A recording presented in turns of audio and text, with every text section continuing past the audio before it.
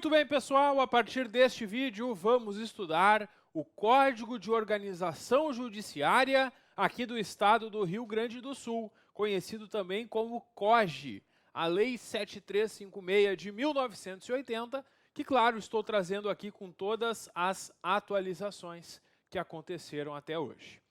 Pessoal, essa lei é bastante extensa, mas vocês não devem se assustar com ela, porque muito embora ela tenha praticamente 300 artigos, tem muitos artigos que eu vou mostrar para vocês que não são tão importantes para a prova do nosso concurso. Então aqui na aula eu vou mostrar para vocês a lógica desta lei, vou explicar os principais pontos e mostrar também aqueles que têm menos chance de serem cobrados em prova, para ser um guia para o estudo de vocês, justamente daquilo que mais interessa para a nossa prova. Quando a gente concluir o estudo desta lei, eu vou trazer para vocês um simulado também, com questões que eu mesmo elaborei, tentando adivinhar como que as questões serão cobradas na nossa prova. E no simulado eu tentei me aproximar ao máximo do estilo da banca, né, que vai organizar o nosso concurso. Chega de conversa, vamos ao trabalho. Começando então, este código, o artigo 1º apresenta que regula a divisão e organização judiciária do Estado. Todo Estado tem a sua lei, o seu Código de Organização Judiciária, estabelecendo as principais regras de funcionamento dos fóruns judiciais e também, claro, do Tribunal de Justiça. Muito embora a parte do Tribunal de Justiça vai estar melhor explicada no regimento interno do tribunal, mas aqui já tem umas normas gerais também sobre o TJ, sobre o Tribunal de Justiça.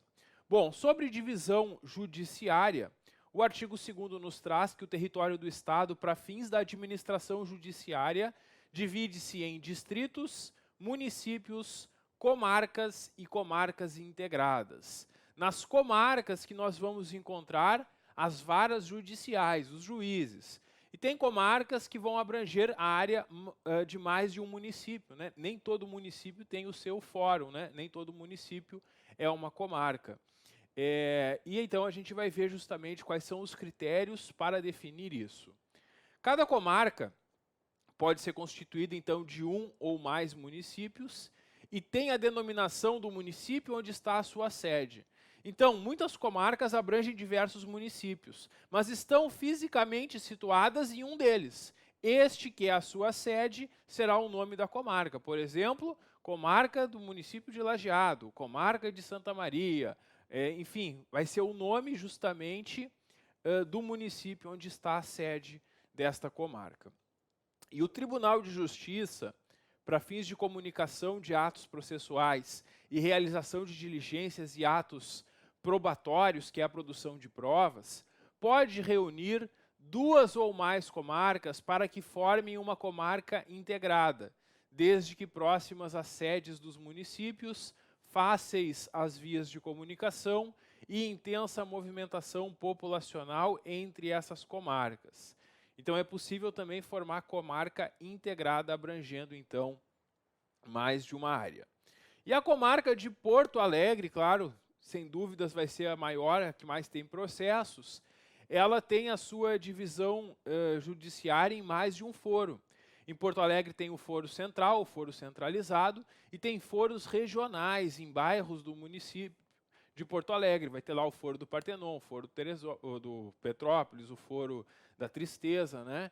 Em alguns bairros tem esses foros, então, regionais que nós temos. Bom, em cada comarca vai ter um livro próprio com registro da instalação, da entrada em exercício e afastamento definitivo dos juízes, bem como outros atos quanto ao histórico da vida judiciária, de tudo isso sempre enviando cópia para o Tribunal de Justiça. Pessoal, aqui inicialmente são informações muito introdutórias que dificilmente vão ser perguntadas em prova. Eles até podem perguntar essa questão da denominação da comarca ser um município, mas eu acho menos provável. Aqui no artigo 3º, a gente encontra a primeira possível questão de prova. Aqui eu acredito que tem boa chance de ser perguntado na prova de vocês. Que são os requisitos para a criação de uma comarca? O que eu preciso para criar uma nova comarca além daquelas que já existem? Para a criação de uma comarca, para ter lá então um fórum judicial, é necessário que atenda os seguintes requisitos na área abrangida pela comarca. População mínima de 20 mil habitantes, com 5 mil eleitores na área prevista para essa comarca. Então, uma comarca vai ter que abranger pelo menos 20 mil habitantes e 5 mil eleitores. E ainda, o volume do serviço forense ser, no mínimo, equivalente a 300 feitos por ano. Um feito é um processo judicial, uma ação judicial. Então, eles vão analisar pelo histórico de processos desta área onde vai ser a nova comarca e vão verificar se ali costuma ter no mínimo 300 processos por ano, porque se não tiver esse mínimo, não se justifica a criação da comarca, porque uma criação de uma comarca gera uma despesa para o Poder Judiciário. Vai ter que ter um prédio funcionando, onde vai ser a sede do fórum, vai ter um juiz lotado nesta comarca, terão servidores, todo esse serviço. Então, só se justifica esse investimento, abrindo uma estrutura própria na localidade, se esses requisitos forem atendidos. Assim como uma receita tributária, isso aqui é a receita de arrecadação de impostos daquela localidade, que seja, no mínimo, a mesma que é exigida para criar um município aqui no estado. Porque para a criação de municípios novos, também existe uma receita mínima, isso também vai ser verificado. Vocês não precisam saber que valor é esse, não precisa. Só precisa saber que este é um requisito. E na prova de vocês, o que a banca pode fazer é tentar enganar vocês, mudando um dos requisitos, trocando principalmente um dos números. Então não esquece, memoriza. 20 mil habitantes, 5 mil eleitores, 300 processos por ano. Bom, e também nós temos que o desdobramento de juízos ou criação de novas varas poderá ser feito por proposta do Tribunal de Justiça quando superior a 600 o número de processos ajuizados anualmente. Pessoal, esse é o requisito para a criação de vara. Espera aí, professor, o que é uma vara judicial? É o seguinte, em muitas comarcas do Rio Grande do Sul tem apenas um juiz, porque tem apenas uma vara judicial. São as comarcas com vara única. Tem alguns outros municípios que têm uma quantidade maior de processos. E nesses vai ter mais de uma vara judicial e, consequentemente, mais de um juiz, porque cada juiz é titular de uma vara judicial. Então, tem alguns municípios que a comarca vai ter ali 2 juízes, 2 varas, 4 varas, 5 varas, vai depender da movimentação processual. E aí vocês vão me perguntar, e quando que eu defino que eu posso criar mais de uma vara judicial? E a resposta está aqui no parágrafo único. Quando for superior a 600 processos ajuizados por ano, é possível ter mais de uma vara judicial. Então, no mínimo 300 processos ano é o requisito para a criação de uma comarca, para existir a comarca. Para que essa comarca tenha mais de uma vara judicial, mais de um juiz titular, a gente vai precisar de uma movimentação anual de processos de mais de 600 processos ano. É isso que nós temos aqui, então, sobre esses requisitos. E aqui, pessoal, está uma provável questão da prova do concurso do TJ aqui do Rio Grande do Sul. Muito importante memorizar estes números. Avançando, pessoal, as comarcas são classificadas em 3 entrâncias, de acordo com o movimento forense, que é a quantidade de processos tramitando, densidade demográfica, a população, rendas públicas, meios de transporte, situação geográfica e outros fatores socioeconômicos de relevância. E nos municípios menores, a gente terá a entrância inicial. Comarcas, municípios um pouco maiores serão entrâncias intermediárias. E os maiores municípios do estado são as de entrância final, né? É isso que nós temos, então, nessa questão da entrância. Isso está associado justamente a todos esses quesitos. E a carreira do juiz é a seguinte, o juiz, o magistrado que faz o concurso, ingressa como juiz substituto. Depois, com o tempo, ele vai ser titular, vai ser juiz, numa entrância inicial. Todo juiz vai começar, então, sendo titular numa entrância inicial, em municípios menores, comarcas menores. Com o tempo, o juiz pode ser promovido para a entrância intermediária, e aí vai para municípios um pouco maiores. Quando vai para a entrância final, vai para municípios bem maiores, né, com bem mais movimentação. Esses são os critérios, então, que nós temos aqui.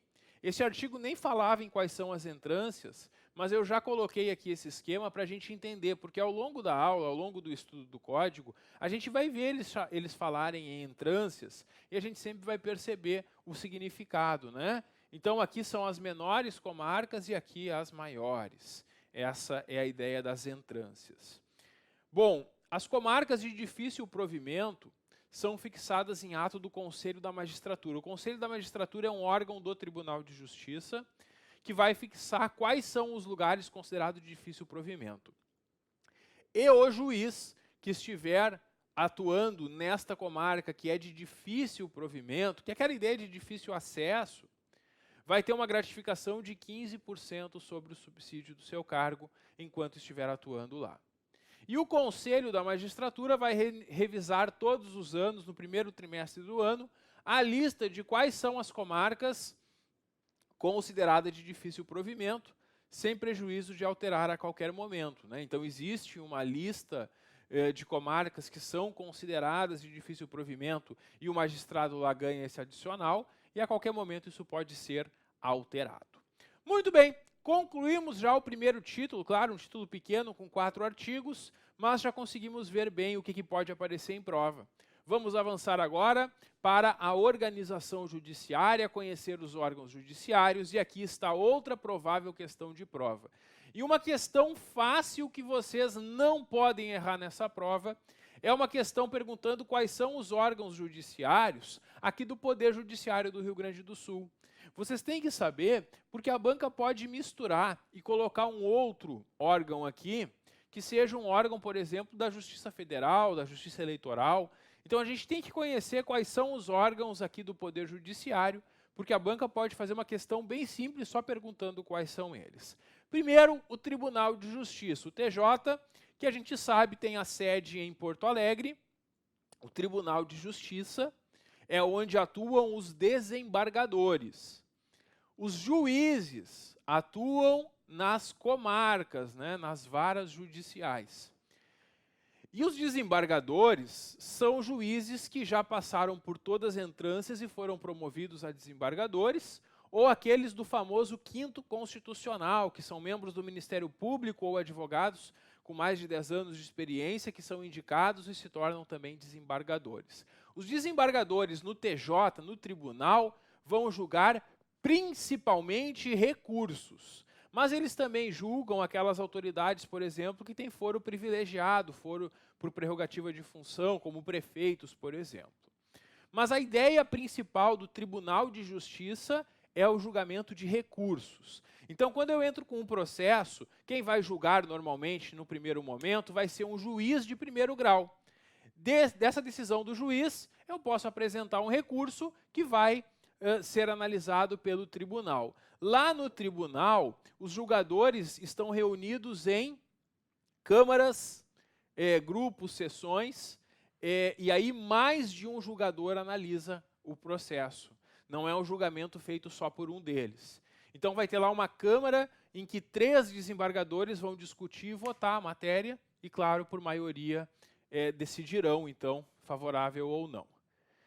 Então, o Tribunal de Justiça é o principal órgão, é o órgão principal, é onde está também a administração de todo o Poder Judiciário do Estado. O Tribunal de Justiça tem órgãos administrativos que cuidam justamente para que todas as comarcas do Estado sejam atendidas, tenham as condições para trabalhar.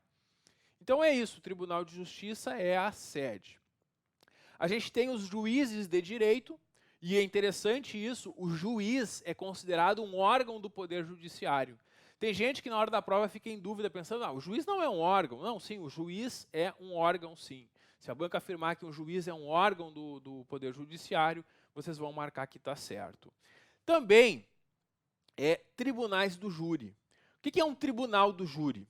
Pessoal, aqui no Brasil, de acordo com a Constituição Federal, artigo 5º, existe o Tribunal do Júri, que é quem julga crimes dolosos contra a vida. Então, quando alguém comete um homicídio intencional, um homicídio doloso, não será julgado por um juiz, será julgado por um tribunal do júri, em que um grupo de pessoas, chamados de jurados, vão decidir por votação, né, e dar o seu veredito, condenando ou absolvendo. Esse modelo do tribunal do júri, então, é muito fácil a gente ver em filmes americanos, principalmente, porque lá nos Estados Unidos, o júri é muito utilizado para outras coisas também. Aqui no Brasil é só para crime doloso contra a vida. Então, esses casos, eu não vou citar nenhum aqui, mas vocês vão lembrar, né, que esses casos muito chocantes, né, é muito divulgado na mídia quando tem um tribunal do júri, né? Esses casos, principalmente, que envolvem aí pais que matam filhos, essas coisas mais polêmicas, né, acabam a gente sempre vendo, né, notícia de quando vai ser julgado. E a ideia do tribunal do júri é isso. A pessoa vai ter um juiz, claro, presidindo o tribunal do júri, comandando a sessão, mas quem vai dar o veredito são os jurados. Eles vão votar e decidir, então, se absolvem ou condenam o acusado. E o tribunal do júri é interessante, apesar de ter o nome tribunal, não é só em Porto Alegre que funciona. O tribunal do júri vai funcionar também nas comarcas do interior, porque ele tem o nome de tribunal do júri, mas não tem nada a ver com o tribunal de justiça, né? Porque o tribunal do júri está fazendo o primeiro julgamento lá do acusado. Juizados especiais. Isso aqui muito antigamente era chamado de pequenas causas, né? Hoje a gente tem os nomes de juizado especial civil, juizado especial criminal, juizado especial da Fazenda Pública. O juizado especial na área civil vai julgar ações de menor valor e na área criminal infrações de menor potencial ofensivo. Coisas que não são tão graves são julgadas perante um juizado especial civil, que é uma forma de tramitar mais rapidamente processos que têm uma relevância menor, não atrapalhando o andamento dos demais. Então, se faz os juizados especiais. Pretores, que é uma figura muito característica aqui do Rio Grande do Sul. Os pretores, eles eram uma espécie de juiz temporário, que existiam já antes da Constituição Federal de 88. E após a Constituição, eles acabaram se tornando permanentes aqui, esses pretores. Mas não existem mais, não ingressam novos pretores. É uma figura antiga que ainda existe na nossa legislação aqui do Poder Judiciário, mas com o tempo vai deixar de existir. Mas ainda existe, então está aqui na legislação. E tem também os juízes de paz. O juiz de paz que não vai atuar onde tem conflito, por isso que é juiz de paz. E o juiz de paz vai atuar naquelas situações que a gente chama no direito processual de jurisdição voluntária. É uma situação em que não há conflito. Porque geralmente as pessoas procuram um juiz para resolver um conflito, né? Eu acho que alguém me deve, essa pessoa não me paga. Eu aciono o juiz para dizer se a pessoa me deve ou não e obrigar ela a me pagar. Esse é o motivo principal que as pessoas ingressam com ação judicial na área civil. Claro que tem muitas outras áreas, como família, como criminal, que outras coisas serão debatidas. Mas a ideia é essa, pegando um exemplo bem simples, né? A ideia de acionar um juiz é que o juiz diga quem tem a razão e resolva a situação. Só que tem situações que as pessoas estão em comum acordo, e aí não precisa do juiz dizer quem tem a razão. Exemplo, casamento. O juiz que celebra um casamento, ele não vai, pelo menos não na cerimônia, nesse primeiro momento, não vai se envolver em nenhum conflito. Ele está fazendo o que os dois querem, que é casar. Ele está só homologando. Para essas situações em que não há conflito a ser decidido, não precisa ser o juiz que a gente chama de juiz togado, que é o juiz de carreira concursado. Pode ser o juiz de paz. É isso. Além desses órgãos, tem também os da Justiça Militar. É que o COJ, aqui do Rio Grande do Sul, no começo ele fala sobre a justiça em geral, e lá no final ele vai falar só sobre a Justiça Militar. Então, os órgãos do Poder Judiciário, além daqueles da Justiça Militar, são esses aqui listados. Coloquei nesse esqueminha para ajudar vocês na revisão. Eu acho legal trabalhar com a memória visual e vocês, então, ao longo da nossa aula, sempre vão encontrar nas apostilas nos pontos mais importantes, alguns esquemas ou quadros, que também vão ajudar vocês na hora de revisar. Porque quando vocês pegam o material para revisar, vocês vão direto nesses pontos mais importantes que vocês vão destacando ao longo da aula e também que já estão destacados no material.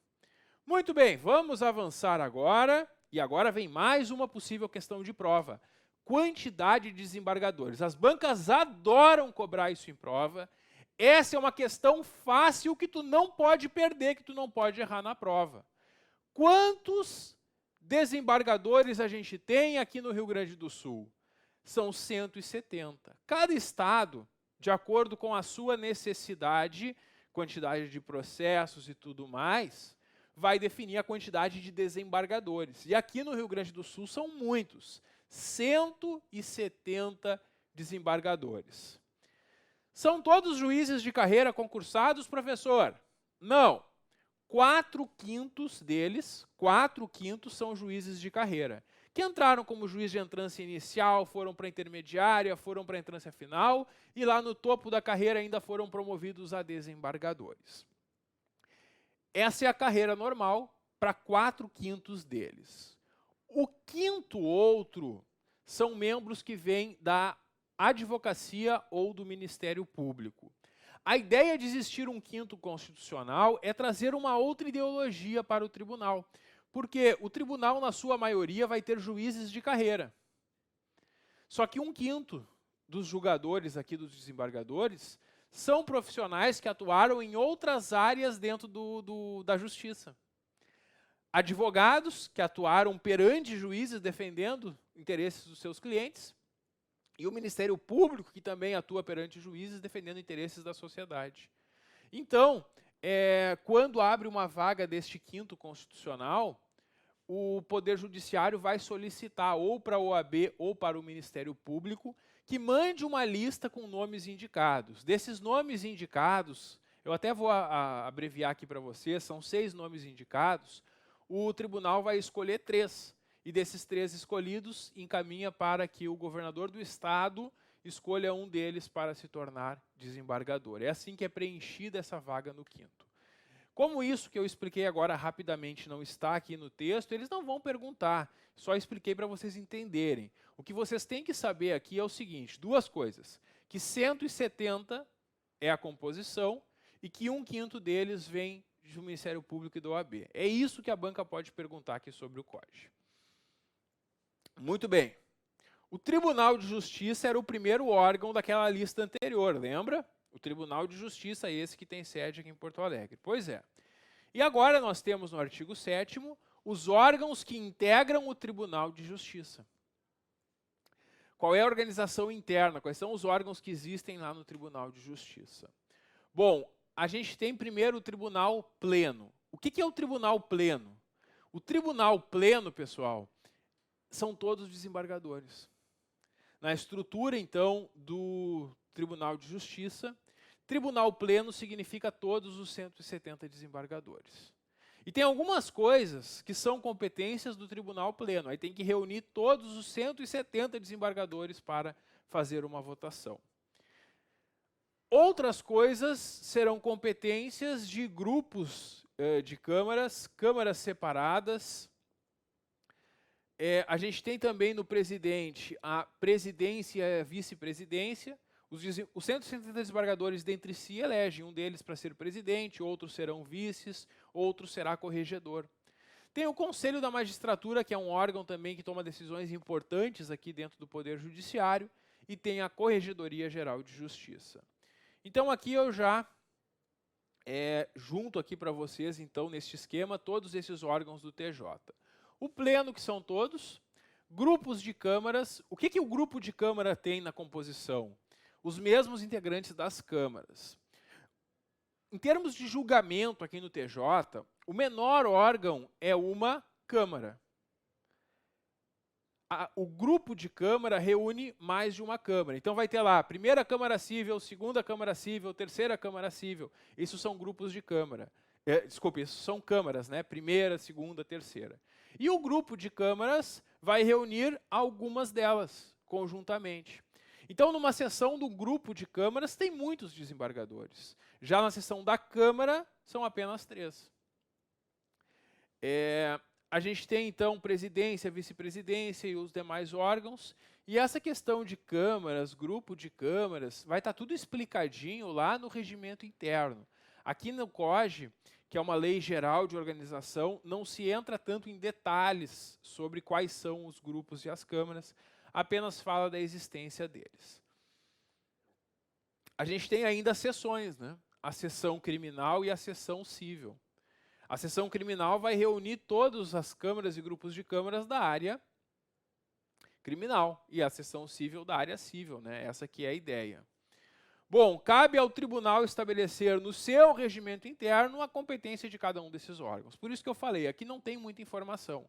A gente até vai ver algumas coisas sobre esses órgãos agora, mas isso está mais detalhado e aprofundado no regimento interno do tribunal.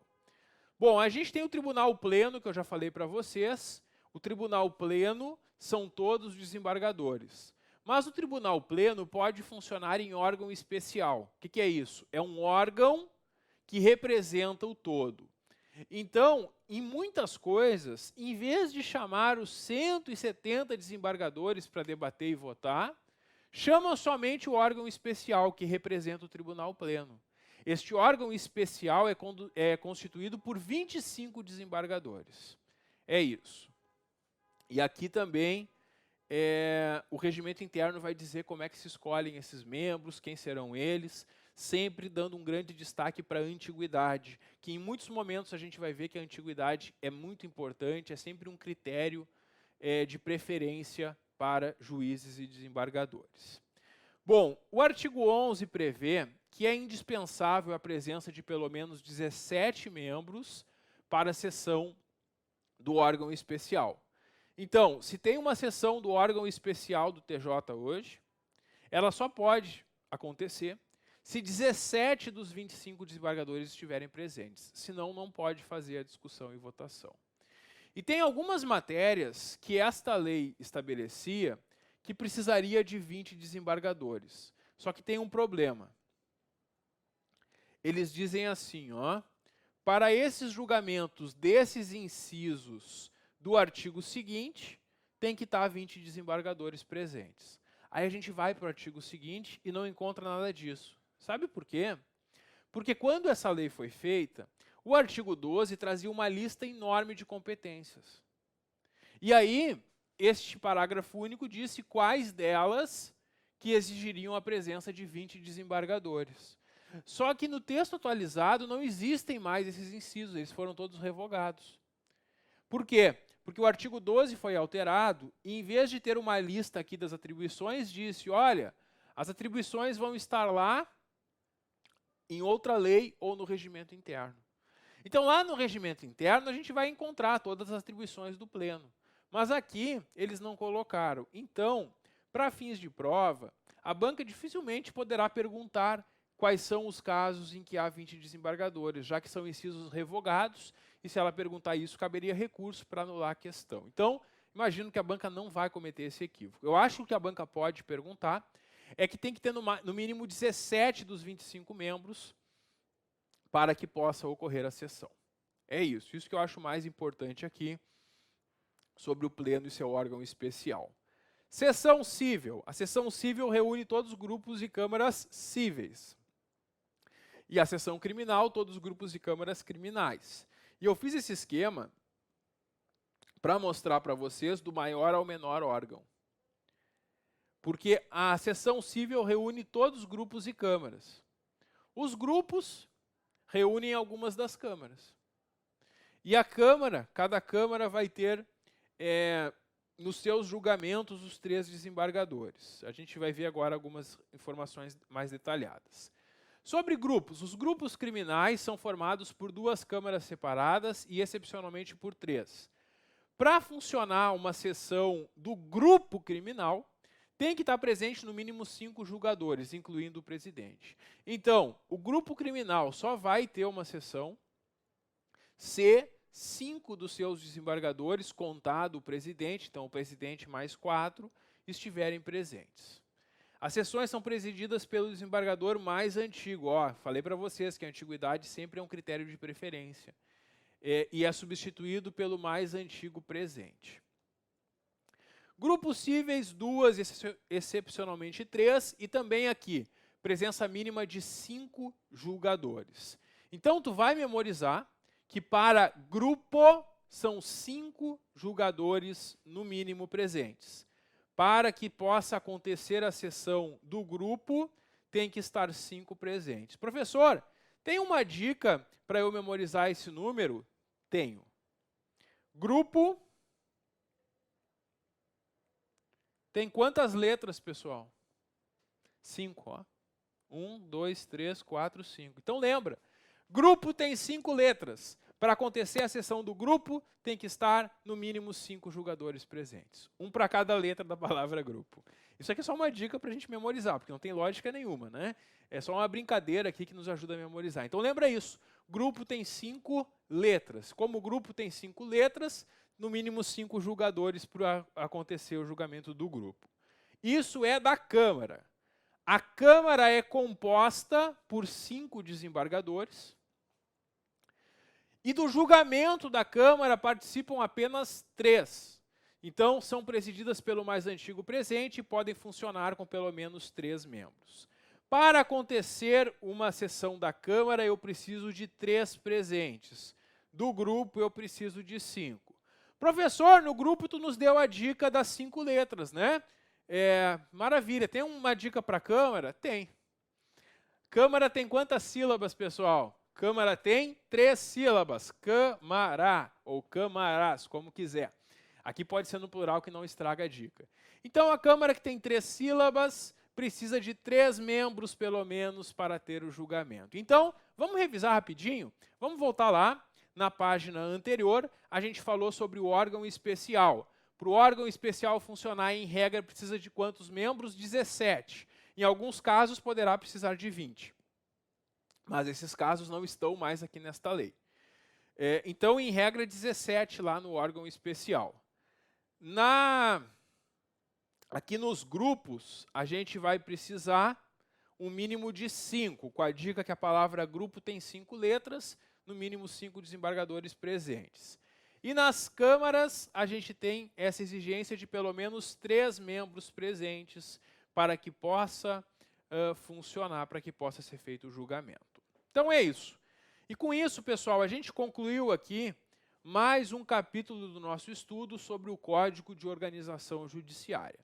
O nosso próximo assunto são os órgãos de direção e fiscalização do tribunal. Vamos conversar sobre o presidente, vice-presidentes e corregedor, mas tudo isso a gente vai fazer no próximo vídeo. Dá um clique que eu já volto. Até logo!